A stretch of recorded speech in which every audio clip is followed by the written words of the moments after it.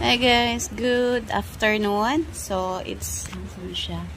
Alas 5 pa siya, pero ngit-ngit na ang panahon tungod kay sig-ulan-ulan. Look, oh, so medyo basa na siya diri, ayan, oh, natumba na, gitumba dyan na siya tuyo. So, anyway, so nako diri, guys, nag-standby kay, nagplano ko nga kana nga area. Ayan, no, na namigisugdan din ha. So, din ha ami magplano, no? Magtanom-tanom mi din ha. Nya kana na ko gipang andam nga mga container para sa mga big or sa large nga mga tanom nga pwede matamnan. So, ayan, naka-ready na nga mga ipang transport na lang siya.